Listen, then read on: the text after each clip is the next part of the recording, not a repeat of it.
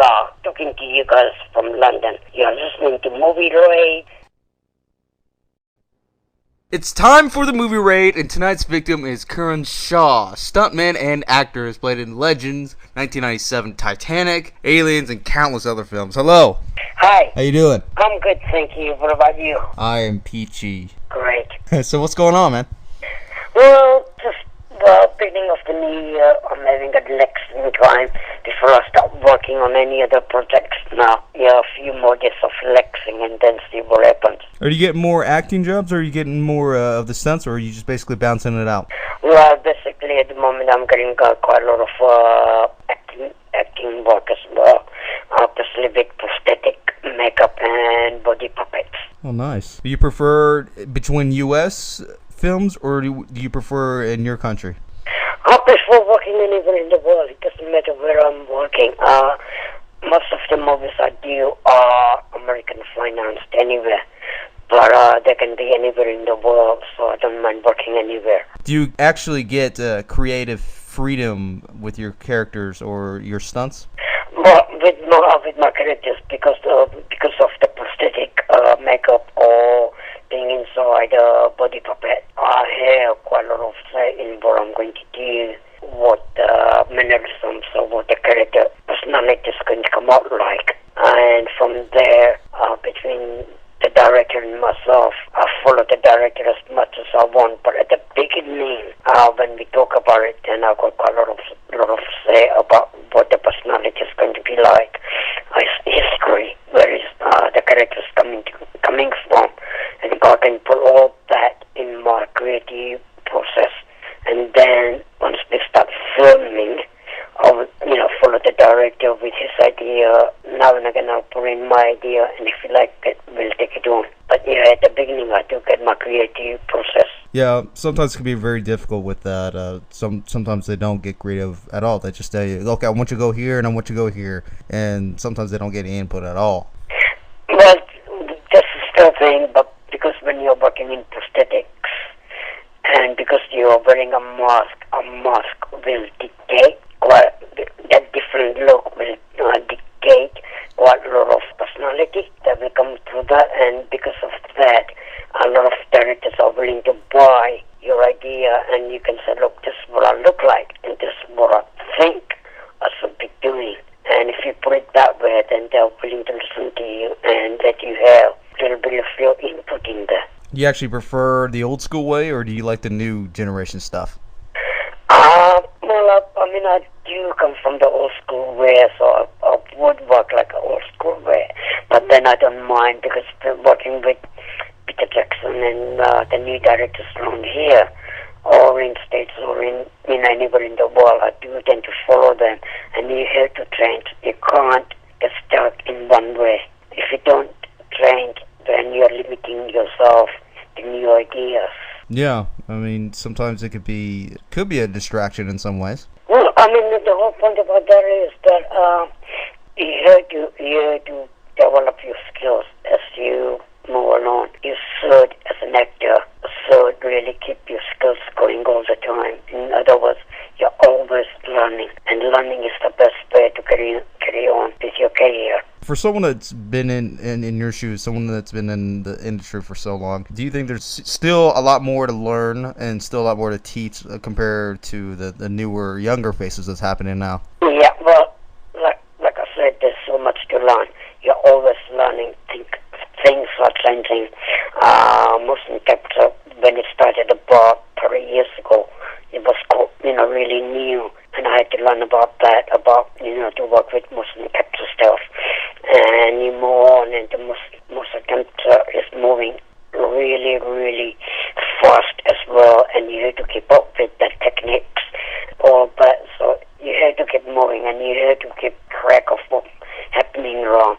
At the same time, yes, if there are new actors, new faces, you speak to them, and you do try to teach them, and it's best that you have to give and take all the time. Yeah, and you just see the younger faces. There's some great young actors out there. They get a whole new, fresh box of them. But then you see these ones that's been in there for 30, 40 years kind of disappear in a way. Exactly. The thing is, the the younger generation are coming up with new ideas. They are being taught much better in drama school. They are taught literally about film work. In the past, in Britain especially, it was more theatre-based rather than film-based or TV-based acting. And now people are concentrating that what you should do on films and on TV cameras. The young generation are, if you take people like James McAvoy and so many others, that they are doing really brilliant job in what they are doing because they have learned from the drama school about camera. They know everything about camera. When I started, we didn't know that much about camera. We were learning as we went along. But these people are taught, and they are really good at what they are doing. And there are at times when I look at them and I think, hey, I still got to learn a little bit more here now. But Yeah. it's fun. That's the way you go. Yeah, that's the way you go. You just got to keep going no matter what. It's ups and downs. It's always going to be like that. Yeah, it's always going to be that. You have to keep moving. You have to keep up with what's happening. Cameras are changing. Now, Peter Strange, the 3D was into 48 frames per second. So, you got to know about all that, and you know what's going to look good on screen or what's going to look bad on screen as an actor. From my point of view, that you should know what all these things are going to do to you as well. Yeah, the film industry is rapidly going, but the thing is with films now, especially like action, it seems like they're going more and more shorter. Do you think it's just because they just want to get the product out there, or do you think it's just kind of getting a little bit too far-fetched? I think it might be getting a little bit too processed at the moment, I think, because it's like at the moment, if you look at what's coming out, especially with all these action movies, they are trying to get them out there as quickly as they can, I think. But at the same time, the young directors are getting fantastic at their jobs, what they want. Some of the movies with CGI incorporated with everything else looks really, really brilliant. Yeah, but I mean, when you watch the live action films, it's like, wow, it's so rapidly fast. You can't even tell what's going on. I mean, there's explosions here, there's some shooting here, but you don't know exactly where this direction is going to, what part of who's doing what's the story the whole about, because it's so fast. It has to be fast because remember the young generation of today have been brought up with a very fast life and all that, and to keep them interested, you have to really make things go fast in the sense that they will pay attention to what's happening on the screen. Otherwise, they're going to go, oh, well, we've seen it, we've been there before. Yeah, we got to move on, and we got to keep up with the young generation of the future because everything, technology and everything is changing, moving fast and all that. So, all that has to really, really work. Yeah, it definitely works in certain genres. I mean, like fantasy, there's a lot more fantasy, but it's more like toward the 3D era. But it's like all these are going out, bypassing as far as money goes, quicker than the actual film itself, because it seems the generations want to look at these type films more than, like, let's say the horror genre, and mainly for the fantasy and the drama. Well, I mean, remember the thing about fantasy was happening. When the young generation are going back into the old books like Tolkien, C.S. Lewis, and so many others around, there have been a lot of past writers who really, really beautifully the way they produce their work. And something like Tolkien, if you want to do something like Tolkien, then you go have the right technology, right ideas, and right writers to, get the story going. Otherwise, people are going to lose the plot completely. These books are quite complicated in themselves as well. So, the whole idea is to, if you can't do it properly, if you can't follow the technology or keep up with the technology, then these movies are not going to work. Even the books, they are difficult to get them into the script form, because in the books there's so much there, and you got to think what I can put in and what I can get rid of. Yeah, for the longest time, you can't squeeze an entire book into a film. It's just you would have to be part by part by part. Exactly. Talking books are difficult to do, and a lot of the past writers have done their work, and they've made them complicated. If you read Harry Potter, they're a really simple book to follow and easy to get through. Or something like Tolkien and the others that when you start reading them and you think, yeah, this is going to be difficult because you have to really make use of the book as much as you can, and at the same time incorporate your technology, and that will make that movie work. Yeah, as long as you read the book. If you don't read the book, I mean, it can be a little distracting between looking at the movie and looking at the book, because they do add a little bit more into the film version than, of course, the book. Exactly. I mean, a lot of people read the book or audio, listen to audio books or whatever, and if once you read the book, then you know what's going to happen next or whatever. Or people are going to think, hold on, how the hell are they going to get that into the movie? And then, here comes along people like Ted Jackson, Lucas, Steven Spielberg, and all those people, and they are thinking hard. I mean, there's so many other directors who are really thinking hard, and they'll go, yeah, we can make that work, and we have got the technology. If we haven't got the technology, we'll wait for a few more years and we'll catch up with that. You ever thought of doing some directing yourself? I have directed 2 movies. One movie with my nephew called Still Living.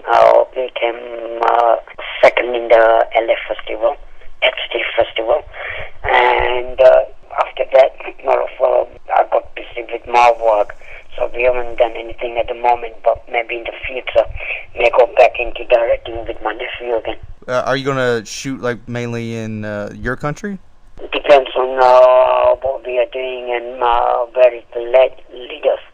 If we have to travel, we'll travel. You prefer big budget or low budget as far as that goes? I know it's a balance, but sometimes low budget makes huge hits. The good thing about the low budget is that you can really go to think all the time. You can be on your toes all the time because you got time limits and you got to think about your budget. And because of that, what happens is that the directors learn very quickly how to get around the problems and carry on working. Yeah, I mean, even independent films actually make big bucks, but of course, it goes down to the writing and the directing, depending on how well it is, and as well as the marketing. The marketing becomes even more precious because if it's not marketable right, it's not getting anywhere. Well, marketing is the main thing. I mean, without marketing, a lot of things won't get out there, and marketing is the way to get your work out there.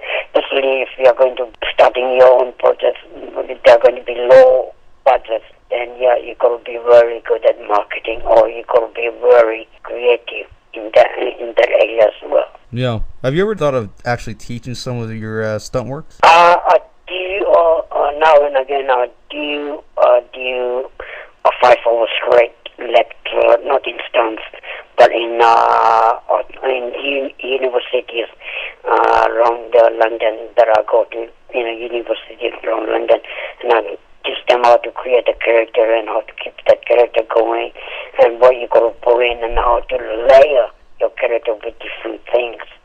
And I get the students, I make it practical, so that means I get students working with me to end up creating a character, and then at the end of the lecture do a little kind of scenario or scene, improvisation scene, and work out that if there are going to be about 12, 15 actors on set, then what do you do?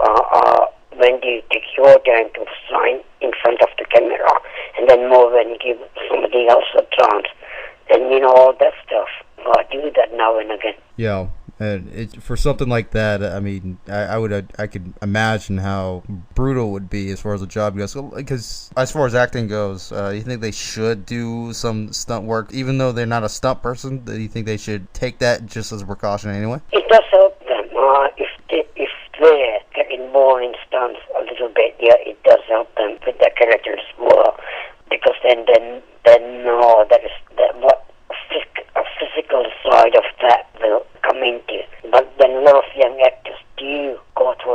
Yes, I mean, on the Hobbit, on the Narnia, and all those movies where actors were taught to do little stunts for themselves, and James McAvoy and everybody, did get involved in that, and they were like, yeah, it's helping, and it does help the actor to further his character. Yeah, I think it's more helpful that way, besides just reading lines and then, of course, performing that character. And just like performing a character, make it believable if you're doing stunts instead of just, oh, okay, he's kind of just tripping everywhere rather than actually, doing, like jumping out of a window, for example. Well, this is the whole point, because the young actors are more conscious about that as well, but they do get involved in that side of it, and they want to do the little stunts, but then, the director and the producers will go, no, sorry, you can't go up there and jump down or